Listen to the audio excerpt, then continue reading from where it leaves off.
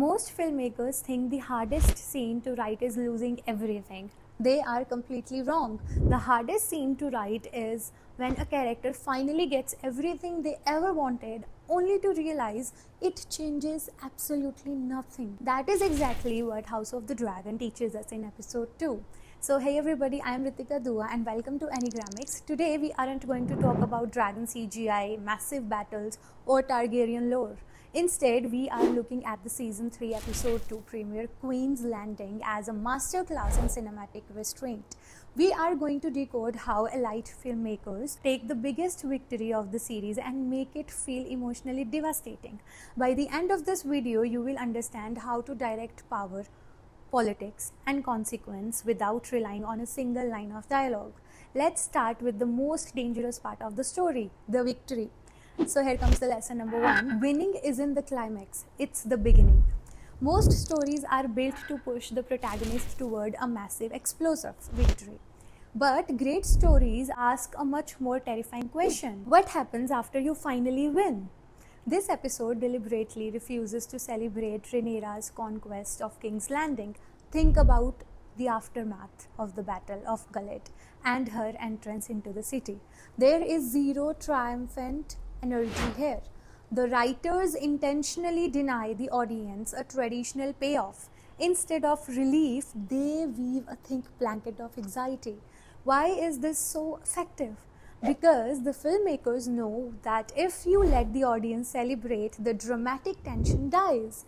By transforming the victory into an immediate emotional burden, they keep the tension alive long after the biggest goal is achieved. If you are writing or directing, never let your story end at a goal. Teach your audience that the real story only begins when the dream finally becomes a crushing responsibility. But how exactly do you make a victory feel like a defeat? Now here comes the lesson number 2. The empty throne principle. Most beginner directors think that actors are solely responsible for creating emotion. But professional directors know their real job is to create situations where emotion naturally emerges. Look closely at Rhaenyra entering the throne room. For years, the Iron Throne has been ultimate prize. Now it is treated entirely as a burden. The hidden filmmaking decision here is extreme restraint. The director doesn't ask Emma the Sea to look powerful. Instead, the direction lets silence, heavy breathing, physical hesitation, and subtle body language tell the entire story of her emotional exhaustion. We feel her deep uncertainty without anyone speaking a word. The secret here is directing emotional contradiction. A character can achieve absolutely everything on paper while emotionally feeling completely defeated. That contradiction is what creates unforgettable depth. And this rule applies to more than just internal feelings. It dictates the physical space itself. So here comes the lesson number 3. Blocking creates politics before dialogue. We often think a political scene as just people talking in rooms, but this episode proves that true politics are staged visually long before anyone opens their mouths. Watch the council meetings or the incredible tense conversation between Rhaenyra and Alicent. Power is not established by what they say. It is established by who stands, who is forced to kneel, who walks first, who has to wait, and who remains seated. The blocking is doing all the heavy lifting. The dialogue only exists to confirm what the physical staging has already established. The practical takeaway here is vital for storyboarding. When you map out a scene, draw your character positions first. If we can't tell who is in charge just by looking at the silence, the scene is broken. Dialogue should reinforce power, not create it. And once your actors are in place, how do you point the camera at them? Lesson number 4. Camera height changes authority. One of the strongest visual languages in this episode is how the camera behaves, depending on who temporarily controls the room.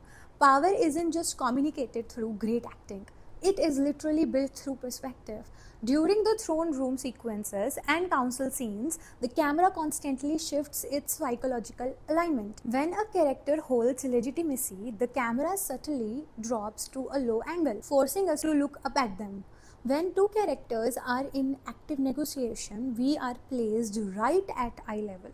But the moment a character becomes vulnerable, the camera rises, looking down on them and diminishing their presence in the frame. As a creator, stop asking yourself what looks cinematic. Start asking yourself what emotional hierarchy the audience needs to feel in their stomach. The lens will tell you exactly where it needs to go. Now, what about the room around the characters? Lesson number 5, production design that tells the emotional state. We have seen the Red Keep 100 times over the years, but in this episode, it feels emotionally entirely different. That is production design doing heavy narrative work. As Rhaenyra takes King's Landing, the production design communicates victory, loss, emptiness, and instability all at the same time. The lighting in the castle is noticeably colder. The frame uses far more negative space. Suddenly, this massive familiar castle feels larger, hollow, and incredibly lonely. They aren't just decorating a set, they are narrating through space. Your environment must mirror the emotional state of your protagonist. If they feel isolated, the walls should feel a million miles away. If they feel trapped, the ceiling should feel like it's caving in. But even with perfect lighting and framing, there is no final tool this episode uses to master its tone. So here comes the last lesson, that is lesson number 6. Silence can be better than dialogue. Modern filmmakers are often terrified of silence. They rush to fill quiet moments with sweeping music or endless exposition. Professionals, on the other hand, weaponize silence. This episode repeatedly trusts the quiet instead of massive emotional speeches during the aftermath scenes. It allows for total stillness. The absence of musical score creates a deep emotional uncertainty. The editors hold shots just a few seconds longer than you expect. The sound of a character simply breathing becomes the actual soundtrack of the scene. Silence is a gift. It gives your audience permission to think, to process, and to feel the weight of the moment. Constant dialogue and overwhelming music remove the audience's participation. Let them sit in the quiet. So great filmmaking is never about making victory look epic. It is about making success feel terribly complicated. House of the Dragon succeeds in this episode because it reminds every creator that true emotion comes from consequences, not achievements. The next time you sit down to write storyboard or direct, remember to push past the celebration. If you can make your audience question whether winning was actually worth it, you haven't just written a good story, you have written something unforgettable. Keep creating, and I'll see you in the next Anigramix lesson. And don't forget to give a thumbs up to this video and subscribe to my channel Anigramix and press the bell icon. You already know why. So thank you. Bye bye. See you in the next episode.